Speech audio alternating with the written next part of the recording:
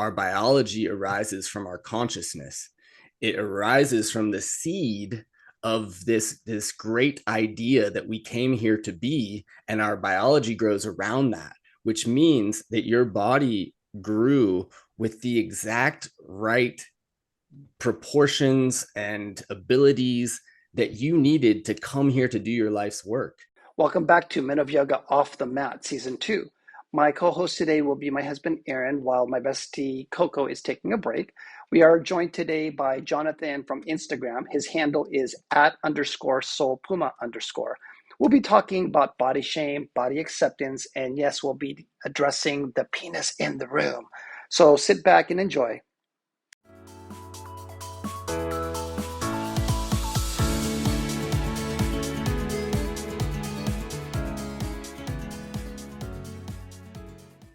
Welcome back to Men of Yoga Off the Mat, Season 2, folks. Yay! My co-host, Aaron. Say hello, Aaron. Hello, Aaron. Thank you, Aaron. And our special guest is buddy of mine, Jonathan, out of Colorado. I met him through Instagram. His handle is @_soulpuma_. So, Jonathan, please jump in and say hello. Hello, everyone. Yeah, thank you, Will. Thank you so much. It's so nice to be here. It's nice to be here with you as well, Aaron. So really honored to be on your podcast. Fantastic. So one of the things that just to get people acquainted with you and your work, do you mind just introducing yourself and how long you've been in the space of education, healing, coaching? I don't know if you even call yourself a yoga teacher at this point, a yogi. So please have at it. Yeah, thank you. Wow. Well, I would say, I'm a projector. I know that Coco talks a lot about human design here. So I'm a projector. I think in some ways I've been guiding people my whole life, maybe subconsciously, maybe haven't been, I became aware of human design in 2020. And that was when I really started that journey. It was right as I was coming out of my yoga teacher training. So it's been, for almost 5 years at this point that I've been teaching yoga, leading groups, but also understanding on a deeper level what I'm here to do. And I do feel that human design is one tool that I use that feel like it points me to something of my purpose here. So what I do now is occasionally I teach yoga, but a lot of what I do is working one-on-one with primarily gay men, but I'm open to working with everyone, gay, straight, queer, trans, and a lot of that work is kind of in the realm of ecotherapy, where we're working out in nature if we can work one-on-one in person. Otherwise, I do a lot of transformational coaching work online, and I'm also leading quite a few retreats these days, and so that's kind of been the cornerstone of my work the past few years. Mm-hmm. Nice, man. So I want to ask also, because I know that it was one of your reels that caught my eye, but before we get into before we dig deep into our conversation today, you were going to make an offering. Yeah. Well, Will, you had reached out to me after I posted, a series of videos on body shame and in particular size shame. And I know that can be like, for me, it was a big journey and a lot of big feelings had to come up and out in order for me to get to the point, several years later where I could even talk about it openly on Instagram. And so I think just because what we're going to be talking about could bring up some sensitive things and some big feelings, I just wanted to, invite everyone into a moment of grounding. If listeners out there are in a safe space, they're not operating a heavy machinery or driving a car, if they want to just kind of take a moment to ground down, if they want to close their eyes for a moment and just kind of root down through their sit bones into the surface that they're sitting on, and just kind of tune in to that central channel of their being, sushumna, and that energy that's kind of flowing up and down that central channel of their body, to maybe just kind of ride that energy down into the earth beneath them and connect with the ground beneath their feet, feeling themselves held by Mother Earth. And then taking an inhale and kind of drawing that energy back up into the heart space. And it's an invitation to put one hand on the heart and breathing into that space, feeling the chest rise.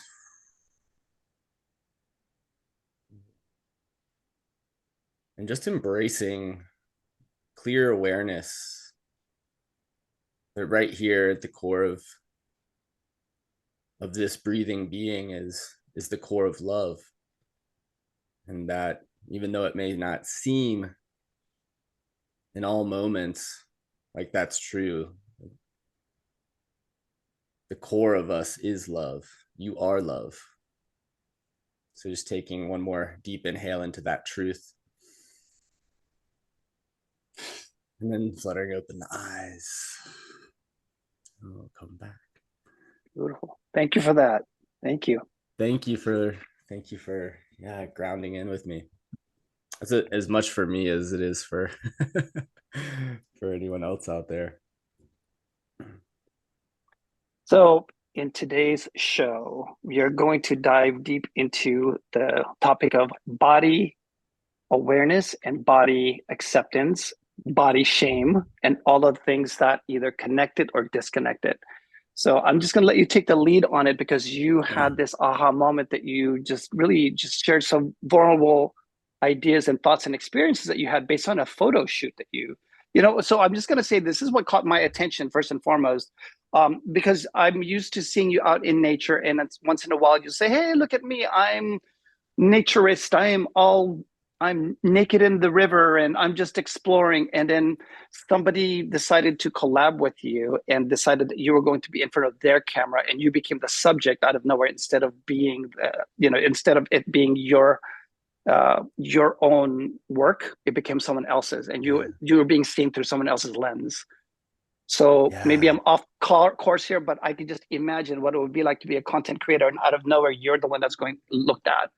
And so those things will come up and like, oh my God, do I look right? You know what I mean? Like there's a lot of insecurities. And I think that that tapped into like my psyche when you said those things, and like, I got to hear more. So let's get into it, man. Yeah. Yeah, absolutely. And that's a great place to dive in. It may take us on a little bit of a journey backwards in time, but yeah, for me, Vincent Six is a photographer, Instagram nude male nature photographer who, and his Instagram is Vincent Six. You may be familiar with his work, but he creates these like coffee table books of just stunning, nature photography, but like in the middle of this big, beautiful vista, there will be like a naked man. And for me, that it it really I really liked the way that he does that work because of the way of the embeddedness in nature, and the fact that one of the core beliefs I have about this world is that we as humans are nature, and that we have been covered up in clothes, for practical reasons to protect us from the elements, but also there's a whole kind of shadow side of that, which is covering ourselves up in shame. And this kind of has spun into this, this capitalist fast fashion, kind of milieu we're in, where it's destroying the environment, one, but it's also creating this perception that if I don't have like the best clothes, the right, just the right fit and all this stuff, like that's, I'm less than, I'm somehow not measuring up to the standards of society. And I think for us as queer men in a heteronormative patriarchal society, like that's been our whole journey. And, for many of us, I'll speak for myself at least, and for the men that I work with. And that's largely true. And that's largely the work that I'm here unwinding in my one-on-one work and in my retreats is like, how do we get back to that essential nature of ourselves? Mhm. Love it, man. Yeah, and Yeah, you don't mind me asking or also sharing, like, you're in your 30s? I am. I'm Okay, 37. there we go. I am 21 years ahead of you, son. So when we talk body image, and I just feel like it's such an important conversation to have because we start dealing with things, as we get older, obviously there's ageism. And it's like if we don't Mhm. have a self-care practice at how we see ourselves at this age, in your 20s and Mm. your 30s, it's going to be a struggle at 50 because you don't have the tools, the conversations, the interconnectedness with other men to say that we're all going through that same stuff, but I Yeah. think in your 30s, I think it's really important that we do have these conversations so that you don't have to carry that with you in the next 10 years. Because trust me, brother, you're going to carry something else. There's Mm. something else. Mm. And the least worry that you have, and I'm just going to kind of Yeah. keep a light in this moment. It's like losing your hair, for instance, right? Like that's a mind fuck of its own. As you get older, you start to Yeah. gain weight a little bit. And you have to work a little harder to kind of keep that physique. I just did quotes just in Yeah. case for those of you listening. I just did air quotes. But anyway, tell us about, like, I want to talk about that photography. So what was it like? Was it during the photography or was it after the photography that you had decided, like, whoa, or were you uncomfortable already being shot? Like, tell me. Yeah, I was I kind of like it, I kind of got swept up in it, right? Like all of a sudden this photographer that I really admire his work. I love like the beauty. I was, um like drawn to these men who were like naked in nature, and like I wanted to be there, and I like, yeah, I want to be that man. And I think that's how we look at a lot of imagery these days. um, and so when he reached out to me, I was kind of like, oh, yeah, of course, let's do it. But then as the shoot was approaching, I was like, oh, am I really going to do this? Am I really willing to put myself out there completely nude, full frontal? Like that's always been a source of shame for me, is around like my frontal side. Like you see Mm-hmm. stuff I put on Instagram, it's always my backside. And I would probably get kicked off Instagram if I put the front side, to be honest. Um, but yeah, that's what the whole shoot was. We were out in the desert of Utah, beautiful area, for 3 days. And so 3 days of shooting, like I was doing, waking up in the morning and, I'll do this on my own. Like I do a lot of naked yoga when I'm out in nature on my own. And, you know, he's like, this is great. I'm getting the camera. And he's like filming me doing naked yoga, and like getting all these different shots and angles. And I'm just like, I'm just breathing through it. Yeah. And and it was so amazing. I think like that moment, that was the first morning that we were out there. It was like that was a moment when I was like, all of these thoughts, all of these fear thoughts of like, what are people going to think? What is this going to look like? Like, I wanted to go and behind the camera and like edit each shot or like make sure Mm-hmm. that this was a good angle. And I was like, I don't have control. I'm Yeah. not the artist in this moment. I'm the subject. And like, it's, yeah. So, I mean, that journey of size shame though, it really started about 5 years before, maybe 6 years before. I was doing, you know it had been something I struggled with my whole life, to the point that like in my teens, I had like debilitating erectile dysfunction because I was so like nervous about what someone would think about my size. And so Yeah. I didn't the first time when I lost my virginity, it was because I was like completely drunk. Like that's the only way that I could overcome that was to be like, just completely numbed out with substances. And I think like that I stayed with me because I never wanted to look at it. The shame was so intense that I was just like, I don't want to even go there. And so I'm Hmm. just going to ignore it. And I ignored it for as much of my life as I could until I hit this dark night of the soul in 2017, 2018, and I had gone through a series of intense like relationships with men at that point, and breakups, and just like heartbreaking stuff that again I was like not willing to feel. Well, depression is when the body is like it's letting you know that is calling out for help. And through that, I went on a journey of therapy, and I started to go to different therapists in Boulder, Colorado, and was able to find some good ones. Luckily, I had a job that was able to cover at least some of the costs, and that actually led me into a psychedelic therapy. And so that was the first time I was using plant medicines in an intentional way to go on these deep journeys into the subconscious mind. And in one of these journeys, like that is what came up. And I like, it was so interesting because I was like sobbing trying to get this out and to tell the one who is sitting me, like, just tell them, like, I have a small penis, and that was like so intense to say. Hmm. And their response was so like, it was a woman. So I think that it was just, she was like, kind of, not that she was like, so what, but just kind of like, trying to understand what I was, why that was such a big deal. Hmm. And that was like the first step to me getting over that.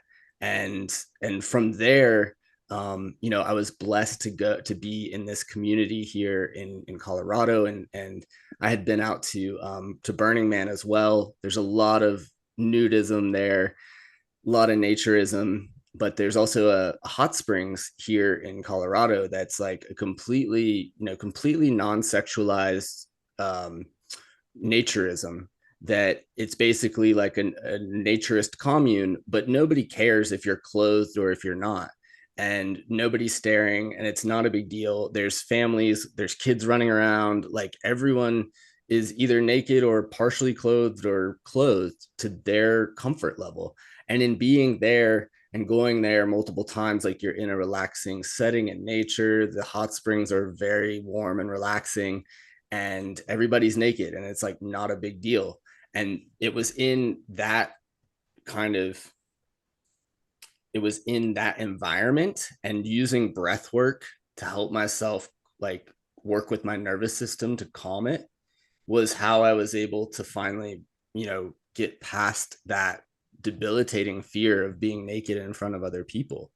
Hmm. And so this was a long journey, and it I only started talking about it, a few months ago, but it had been kind of happening over the last 5 years, and it was very yeah, it's still unfolding in some ways. So this is it's kind of hard to talk about right now, but it's also really Yeah. interesting to talk about right now. I hope you don't mind me peppering or asking questions. I think this, I'm hoping this is what this episode is all about. So we can also open this up a little bit more in terms of like, I have a small penis. It's a declaration. How does one, how does one say, like, what are you comparing to? And number two, most important to me is like, does it function well? Like, Jonathan, like, are you just like looking at it saying, I know that there's something I don't like about this, but is it functioning? Yeah. Well, I mean, so what I'll say is that's what had to change, right? Like at first I was like, this is the worst thing in the world to have a small penis. And um, I mean, let's even just like look at the zeitgeist in the culture right now. Like Anthony Emirati, pole vaulter guy. Like he's getting Amazing, all of this amazing. amazing attention, right? So it's like, yeah, that has become standardized as a virtue of beauty, of desire, of manliness in this world. And so it's, for a long time I didn't like it. And now I'm like, I love it. That's what needed to change was my own reclaiming of my body part for myself. Mm-hmm. Not that I needed to, to like, I don't know, not that I need to like put anyone down about their size or anything like that. It's like, no, it's what I have. And it's so interesting because, you know, in my yoga journey, one of the most, there are two really healing things in that. And one of them was just like cultivating that breath body awareness through asana practice. But the Mm-hmm. other one is on the side of yogic philosophy. And in I am particularly drawn to the Samkhya philosophy, which says essentially, Western mindset, scientific mindset says that our consciousness arises from our biology. And the yogic tradition says no, our biology arises from our consciousness. It arises from the seed of this great idea that we came here to be, and our biology grows around that, which means that your body grew with the exact right proportions and abilities that you needed to come here to do your life's work. It is the I love most that. beautiful philosophy that, and just when I heard that, I was like, oh my God, like, I'm so sorry. I'm so sorry, penis. Like, I'm sorry I was so mean to you all these years, like, and hated you. Like, like this penis I have and the totality of my being, it's going to attract the exact right lovers for me. It's Mm-hmm. going to attract the exact right life partner for me. They're going to love me for all of me, not because of the size of my penis, And Right. that is the message that I try to carry through and imbue in all of my teachings and all of this, yoga philosophy. It's like our dosha, right? Like our doshas, they come in these elements, earth, water, fire, our specific blend of these doshic elements. They are what allow us to do our life's work in the particular way that we're meant to do it. And so that's just another facet of it. That's amazing. That's So I such a just want, oh, vulnerable, okay. let me ask, that's Yeah. such a vulnerable place to put yourself in front of others. What was the initial reaction when you came out and kind of revealed your insecurities? Yeah. You mean on when I started talking about it on Instagram? Mhm. Yeah. There was, it was mixed. I always get some interesting comments, like, things that I feel are kind of, um, I don't know if placating is the right word, but kind of like, oh, it's okay, don't worry about that. And I'm like, no, like I get to worry about it if I want to. Like Right. I Your I body, your like I choice. came here because the journey that I've been on has been intense, and nothing like me talking about it now, like, I mean, yeah, maybe there was a little activation there, but it pales in compare the intensity of the emotional journey I had been on and the pain that had been caused by all of these moments of being so afraid of what someone would think when the clothes come off, that I shut down moments of beautiful potential connection and intimacy throughout my life, throughout my youth, because of that.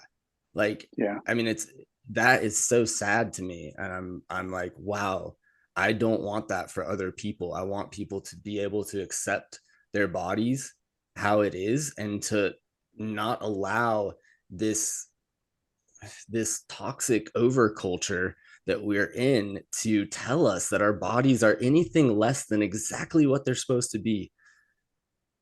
And so that's where this comes from. That passion is greater than the fear of sharing that vulnerably. One of the things that I want to share with you is I have been super comfortable being naked as a kid, and it has more to do Mm-hmm. with like I don't have appreciation for fabric and the way textures feel in my skin. So I find a lot of things Mm-hmm. itchy.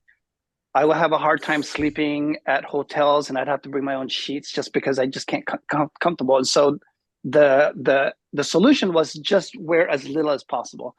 My mom would remind me Mm-hmm. like, "You're always in your underwear, blah blah blah," and she would always say like, "You always want to be naked." I'm like, "No, I just felt really uncomfortable, like stuff touching my skin." And so when we moved from the Philippines, moved here to USA, growing up and like, oh great, I'm homosexual now, and I thought it was just a given that Asians had a small dick. It just had, I air quotes again, ladies and gentlemen. But so I kind of like accepted the fact that I'm probably going to be smaller than the other boys, other kids, whatever. And there was trauma for me because back in the day in my high school years, they forced us to use the locker room. They forced us to Mm-hmm. go swimming and sports and to shower in a bay shower where everybody was exposed. I just find that Mm-hmm. so, I don't know. I look back on that. It's like, man, you cannot help but deal with that shame because you're exposed. And so I started, checking out other guys, and I'm like, well, there's other Asians here. And then I saw non-Asians. So I'm thinking, well, it's not like they're any bigger. But it wasn't until I,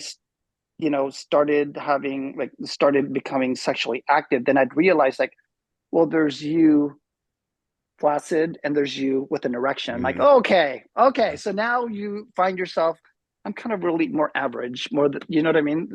Mm-hmm. And stay with me on this. And it worked really well. And I found myself like really good in a sexual situation. Like I found that was a Mm-hmm. natural for me. So I found talent around that. So it wasn't so much like what it looked like. It's like how it performed and how other people enjoyed it. And Mm-hmm. I had repeat customers. you know what I mean? Like they too had a good time with me. You know what I mean? So Yeah. I found confidence in that. So fast forward Yeah. later, I am now invited to partake in a show called Dating Naked on VH1. And Oh, cool. yeah, so I played the role of my best friend happened to be on this show. He was asked to Hmm. come back to be in the wedding episode, air quotes again, the wedding episode. And in the wedding Mm-hmm. episode, it was going to be the bride and groom. And it was never actually a real wedding. It was just more of a celebration of love. And in that episode, they asked the bride and the groom characters to invite their close friends or have a best man and have a maid of honor to create the entourage and the group setting for a wedding. Mm-hmm. So when my friend invited me, of course, I sat there. I'm like, I'm gonna have to be naked in front of a Mm. camera on VH1. And so my Yeah. fear, like being naked and being ashamed was one thing, but I didn't want fear to be a factor. Like I don't want to be Mm. afraid of being naked instead Mm-hmm. of me being ashamed of my own image or my own insecurities. I'm like, fuck that. I'm not gonna be afraid. If that Mm-hmm. makes any sense. Mm-hmm. So me stepping in front of that camera was less to do with like, oh God, oh God, oh God. It was more like dun dun dun. I did it, motherfuckers. You know what I mean? Yes. It's like getting on Yeah. that roller coaster. It looks kind of scary, but like, Yeah. and I made those emotions secondary to like more the excitement piece of it.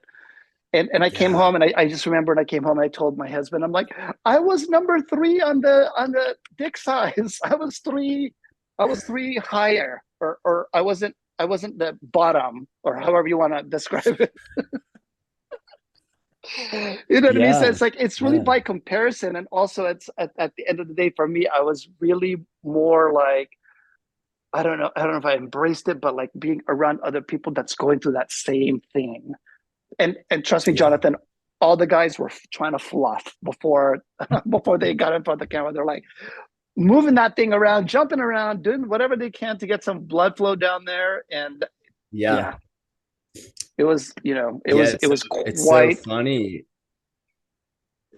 Yeah, that's a beautiful like example of how this all goes down. And, like the fear itself, the nervousness and the fear can actually like yeah, draw blood away from the genitals. And so yes, then yeah, you get more kind of shriveled or yeah, whatever. well, Um yeah, yeah, because so it's psychologically you want to hide, and so your body responds to that. yeah, yeah.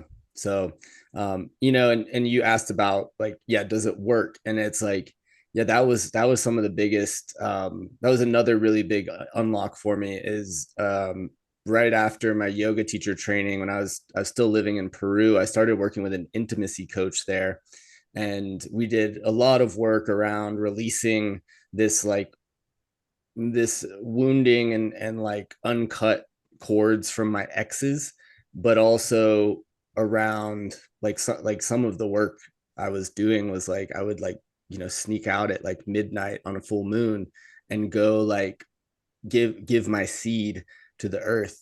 And so it's like like sneaking out into the woods at night to pleasure myself, to like release these x's and like be back embedded in nature. But as part of that work also was like starting to get into Montauk Chia's work and the multi-orgasmic man, and like learning about the ultimate expression of this penis is not to show it off in front of not to fluff it up and show it off in front of others. It's a tool for experiencing the divine, the heightened states of pleasure that we can access through sexual intimacy and through tantra especially. And so we go back into some of these esoteric traditions, but it's like yeah, that's the point, or at least one of the functions of it. Yeah, I love that. So now give me some ideas. Aaron's gonna catch me, give you my seed to the backyard now. Just what you He's need. like, yeah, that's what. There he goes again, seeding the yard. Thanks a lot, Jonathan. Aaron, do you want to share your experience at Harbin Springs?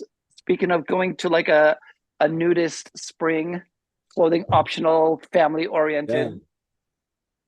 Yeah, sure. It's I don't have a problem being naked. It's not my first choice, like it's not, I don't find anything amazing about it. I grew up in a very conservative Christian, fundamental Christian home. Nudity was not on the menu, and it, it was, and having married somebody who, me and William walk into the house, and I turn around to grab something. When I turn back around, he's completely naked, and you know, I.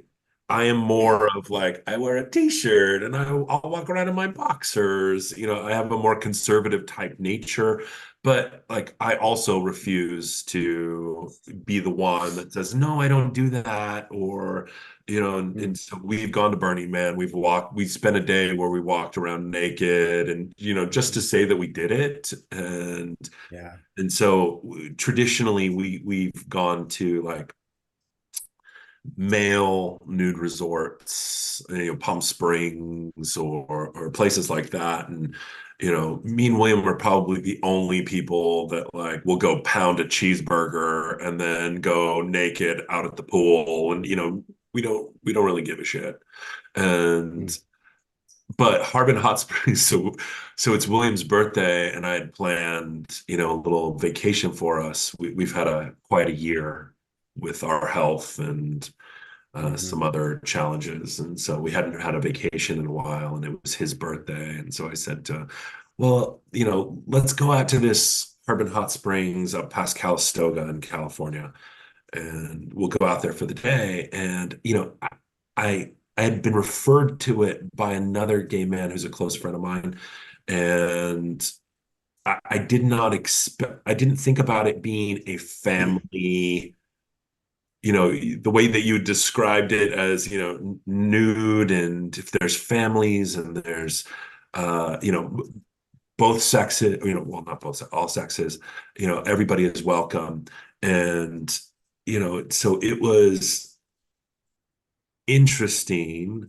Like I'm less, we're in the hot tub. It's me, William, and some grandma, you know, eh, and some mother comes over with her, let's say 9-year-old, and Mm-hmm. mom's buck naked, Mm-hmm. and the little kid gets into the hot tub. It's me, William, grandma, and this 9-year-old, and mom is standing at the lip of the hot tub, and we're all looking up into her paradise. And she's saying to him, do you want to go over? I'm going to go over to this other, and I'm going to go hang out with someone. Do you want to come with me? And he's saying, no, I don't want to go. I don't want to go. And she said, are you sure? Because I'm going to go over and I'm going to talk to so and so. And, we're all staring up at her vagina while she's having this conversation. And she like leaves him there. Well, grandma gets out of the hot tub. Then it's me, William, and a 9-year-old who's staring at our dicks. And I'm like, I can't with this. So Mm-hmm. I got up and I Yeah. left. Like it like triggered me, it triggered me so much that I talked to my mother as the church secretary, and I was saying to her, I went to this clothing optional resort and there was kids and women, and like it was an experience that I've been to Burning Man, but that's a little Mm-hmm. different, Yeah. but to be in nature with naturists where, Mm-hmm. it's the standard, like it it brought up my childhood. It brought up, the way that I was raised and the way I feel about nudity. And it was very interesting. We left, I've taught myself over time to walk towards the things that Mm. make me afraid as the Yeah. greatest potential for growth and development. And so, Yeah. and that in Wow. itself is a skill that goes really far, in dealing with some of, Yeah. body image issues. I'm also like, I'm a, I guess I'm a yoga teacher, but I'm a non-traditional yoga. I'm 6'3", 240-pound bear daddy kind of Yeah. a yoga Yeah. teacher. And, I don't fit the stereotype of what Mm-hmm. somebody would consider a worker of bodies. And Yeah. there's things that I can do that are impressive for my size, and Yeah. and but it's also, breaking with, people's expectations of what should or should not be, and being, Mm. and recognizing that, beauty lies in the eyes of the beholder. It's not about how Yeah. we feel about ourselves. Whatever you represent, there's somebody out there that's really into that, and Yeah. figuring out, where your tribe is.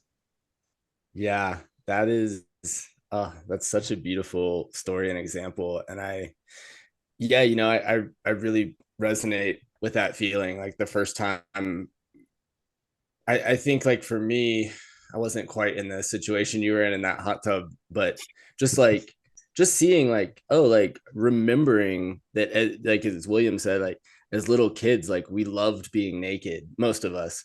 um we were born naked, and it's kind of our natural state in a lot of ways. And to see, like, just to witness like little kids running around, like, zooming past you, like completely naked, like it's totally natural, they're totally in their natural state. And to have to reflect on, like, when did I lose that? When did I lose that innocence where being naked was natural? And it's like, this is kind of my, I guess, my feeling about a lot of our kind of, yeah, really, like our society, as much as progressive as it is, it's still very puritanical at its root, at its core. And so what happens when we relegate nudity to like shameful, like nudity becomes only for sexy time. Okay. And when sex is also repressed in our society, that all goes into the shadow psyche, and those two things start to mix and mingle, nudity and sexuality. And it's like they're not the same thing. It is only because there is this campaign of repression against them, of shaming, that it goes into those into that shadow psyche, and it starts to get commingled, and people have, I mean, what I believe is like pulling those two apart is really some deep work, and it really allows us to see like, okay, what's sex and what's natural, not that sex isn't natural, but like it's a sacred, I believe it's like a sacred intimacy between two beings, consenting beings. And then what's nudity, what's just my natural state as I came out of the, of the womb in this way. And that's like where I think the core of a lot of this work is. So I actually did a retreat last summer at a naturist hot spring, and it was a body shame alchemy retreat, and we had a beautiful group of guys there, and there was, varying levels of comfort of like going ahead and getting naked, and that was all welcome. But I was like also really proud and stoked when, like, by the end of the retreat everyone was comfortable being naked, and that was huge, huge hurdles to overcome for How these does that men. work when you do a retreat? Does it start clothed and you give people the option over time, or is it right out the gate, whoever's comfortable does? And like, how does that work Yeah. when you run a retreat? Different ways, because I invite nudity at almost all of my retreats in specific moments or locations. So I want to give people freedom, but also I want there to be kind of a lot of times free. There can be more freedom when we put boundaries around things. And so some of the best boundaries we can set are spatial boundaries and temporal boundaries, time boundaries. So I'll open up times like at my retreats in Hawaii. It's like, okay, we're going to, like, this is going to be a beach day where it's clothing optional. Like you can be naked here. We're in a really secluded area. Or we'll have a space at the retreat center, like, okay, in this garden, like you can be naked. You're free to be naked here. Know that if you go there, you might see naked people, and that's okay. And I also have like a blanket, no sexual contact in my retreats as well. So that's always in place. And but at this one, because it was a body shame alchemy, it was like, guys, it's naturist, so nobody's required to be nude. And I kind of just set the context up front, like you're welcome to be naked at any and all times here, and you're also completely free to be clothed as much as you want. Just go according to your comfort level, but also know that when you're in the comfort zone, it's a nice place to be, but nothing grows there. And you need to push out beyond, just a little bit beyond the comfort zone in order to meet that edge of growth for yourself. And so that was kind of the invitation for the guys there. So is Nice. it, may I ask a question? So is it no sexual contact, but are we still like returning our seed to Mother Earth together? Or like, Mm. like where's the line that we're drawing on this? Yeah. I've never been to Yeah. I I've have never yet been to a retreat like that, so that's why I'm generally asking. I have yet to facilitate a group seed offering. I feel like that's something that I do. That's like part of my ritual practice. In the same way that women are synced up with the lunar cycle, many of them, their menses, corresponds to the lunar cycle in some way. I sync up my semen retention practice and release is always on the full moon, and on the new moon I'm always retaining. And so that's how I do that for myself. But I have not, and I feel like that is a part of what I call rewilding, but it's not something that I've facilitated at my retreats. There's been no sexual alchemy work in that group setting yet. So I don't Would feel like, I think like people like Finn, and I think even Coco does it, like they do facilitate some like sacred sexuality and tantric kind of sexual exploration. I am not at that place yet in my practice, in my my leadership. But I'm happy that it's happening out there, you know. Nice. I also there's a couple of things that I jotted in my notes. Talk to me a little bit about brotherhood, men's work, and bro Mm, culture. Like, do you find yourself like having to label yourself just for clarity? And, do you lean any mm, specific way? Like, tell me, like, how would you describe the work that you do? Non-sexual, very clear. We don't have to discuss that, but like, tell me about yeah. the work that you would do. Yeah. Um, as it relates to this like bro culture. Yes, the bro culture, men's work. You know what I mean? Like, there's so many Yeah. labels out there, and it's all like an Yeah. clickbait to me. But do you lean towards one thing, or do you promote? Do you call Yeah. your experiences a certain thing? Yeah. Your It's a Instagram has really like a celebration of male relationships. Um, mm, you put a lot yeah. of, time and attention into the importance of male relationships, which I think is interesting. Yeah. Yeah. You know, I think like part of that is just embedded in my own experience and upbringing. Like I grew up with an older sister. Um, you know, we have a good relationship. We also had there's a lot of sibling rivalry, a lot of, you know, I'm 4 years younger. There was probably some, you know, some like appropriate or maybe not appropriate bullying and stuff. But what I so I think I've always craved a brother and brotherhood. And yeah, it's what I'll say is like in the most there is like the bro culture, which I think is funny. Um, and I know that it can also be quite triggering to like sometimes that's very triggering to me because the same like straight men who are like bro, like in that bro culture are the same ones who bullied me for being gay. And so Hmm. I'm like, and maybe they're not exactly the same ones, but I'm projecting that from my Hmm. psyche. I'm like, these guys are, you know, fucking bully asshole, you know, hyper masculine bros. Hmm. And it's like, no, I have those projections and those triggers, like you have to look within and deal with those on your own. Hmm. So at the unless they're actually bullying you in that moment, and then you do have an interpersonal conflict. Um but for me, you know, I look at, you know, you read the work of Thich Nhat Hanh, like the greatest Buddhist teacher of our generation, maybe since Buddha himself, you know, like he's amazing at the way he's translated the Buddhist principles for this time. And he calls, you know, the people at Plum Village, they are brothers and sisters. And when we look at the vital core of our physiology is made up from elements from the sun and the earth. So the iron in our blood that allows us to take in the oxygen from the air came from the earth.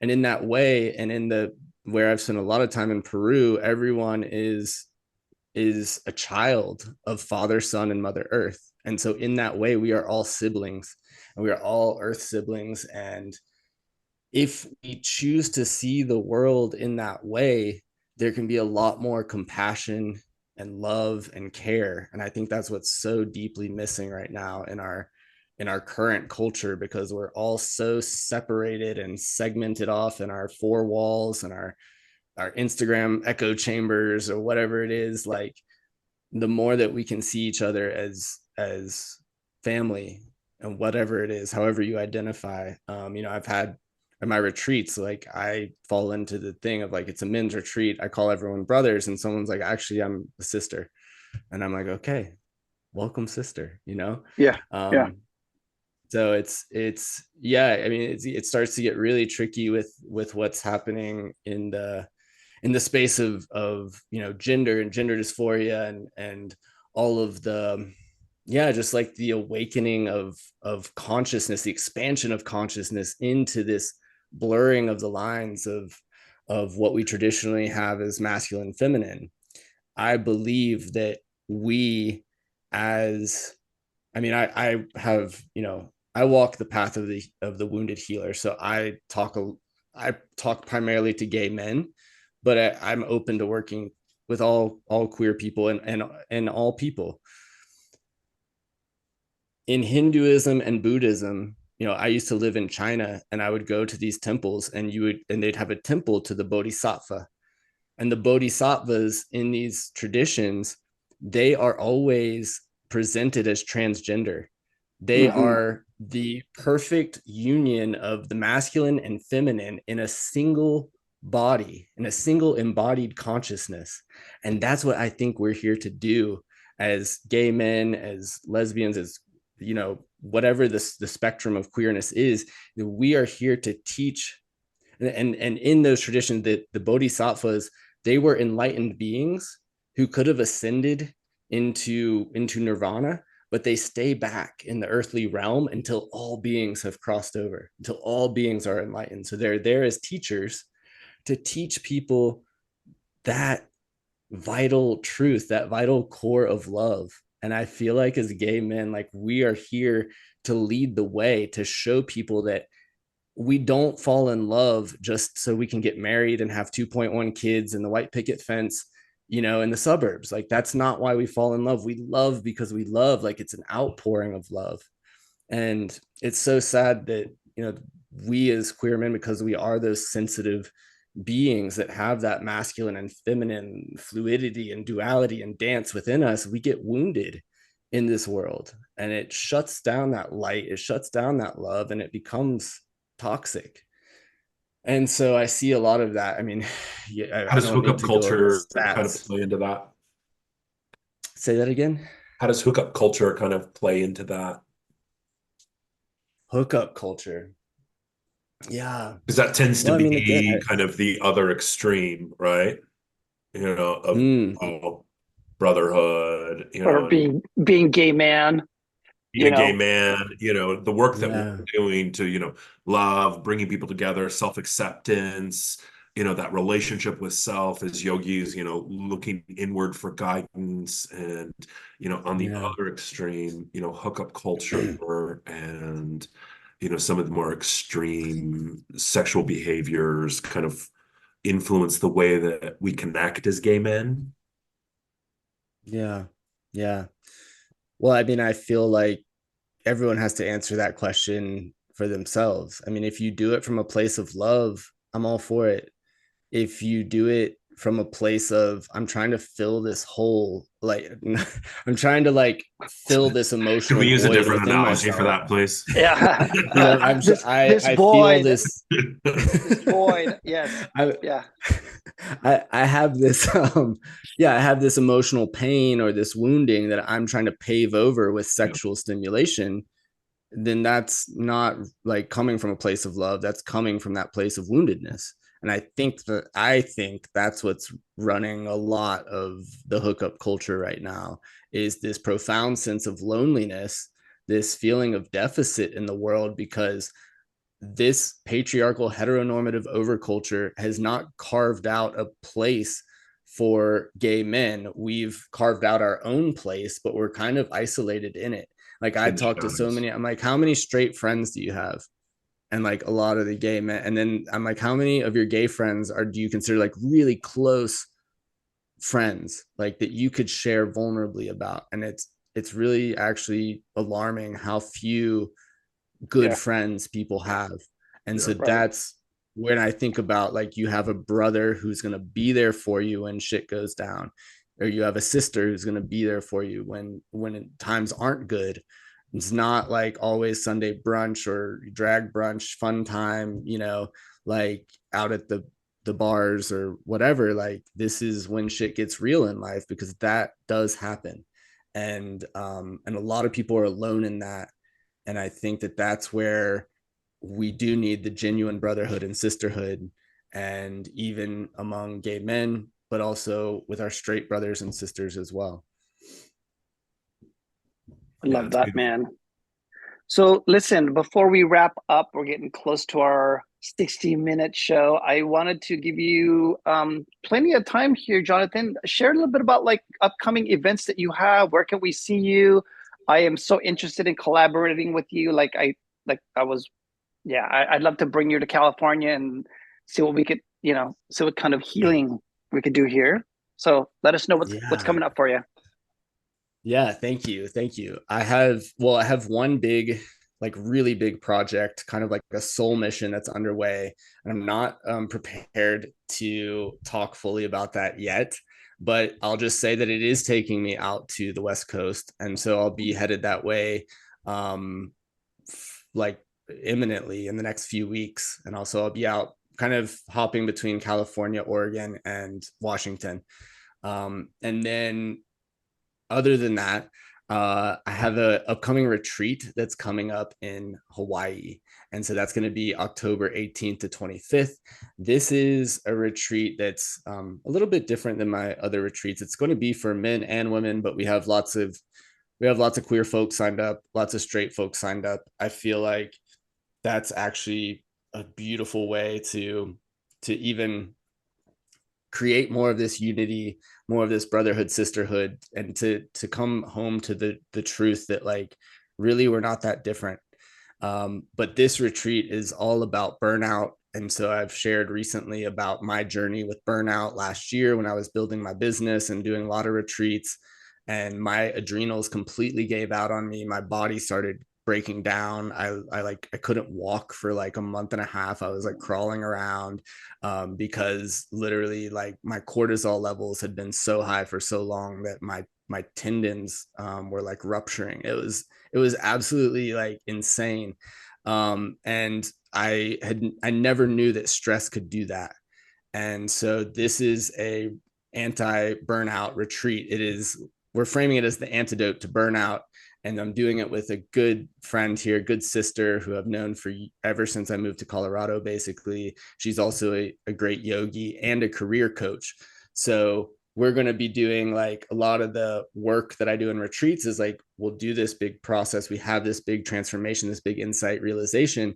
But then it's like we have to go back to our jobs and our world of work. And it's so she's going to be there to help us translate these big insights and these big shifts into our careers and to reframe how we handle the stress of having to make money in this capitalist society. So that one I'm really excited about. That's on the Big Island of Hawaii, October 18th to 25th, and we have 4 spots left. So I'd love to, if anyone's out there listening wants to join, would love to welcome you there. And then I'm continuing or picking back up my coaching practice. So I'm doing transformational coaching and a container, one-on-one container that I call Journey to Self-Love. And that is a 1 month kind of intensive that I do with gay men, all about self-love. And so that's a really big one, and I've had really big transformations from taking men through that program. That's awesome. How do we connect with you to get more information? Yeah, so my website is thesoulwanderer.com, and on there I have a blog. I've written lots about my journey, but also all my retreats and all my one-on-one offerings are there. And then also you can find me on Instagram at Soul Puma with an underscore at either end of that. And yeah, shoot me a Nice. DM, shoot me an email. I'd love to hear from anyone out there who's listening.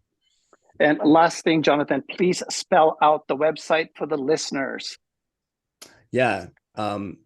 It's the THE Soul Wanderer, SOULWANDERER.com. I felt like I was at the spelling bee again in like 3rd grade. Ask for the Well, English definition. well, because for the video version, I put it in the captions, but for our listeners, they're like, did you say Okay. wanderer or wanderer? Like, just for clarity. Yeah, thank you. Thank you. Well, thank you so much for carving time for us, man. Keep putting out those reels. It's a daily inspiration for me. Thank you. And thank you for the work you're doing. I'm so stoked you're doing this podcast and stoked to know. I didn't even know you and Coco were like friends. I've connected with each of you kind of separately, but that just Yeah, really lifts my heart to know that you're doing that. we've been in And love thank for you three for this. years. Yeah, thanks, man. Blessing. Aaron, Yeah. anything else? Blessings to you. It was a pleasure to meet you, brother. Yeah, so good to meet you. All right. All Well, have a right, wonderful rest Aaron, of your Will. day. Yeah, thank you guys. Much love. Much love. Take care. All right, dude, that's all for this episode. Thanks so much for listening. We hope you enjoyed it. And if you did enjoy it, please remember to subscribe. And if you want to plug into the Men of Yoga community even more deeply, you can follow us on Instagram and or Facebook. Links are in the description. And also leave us some comments. Let us know what you liked about the episode, as well as what other juicy topics you'd like for us to open up and explore, because it all gets to be here. All right. So go have a great day on and off the mat, and hopefully we'll see you next time.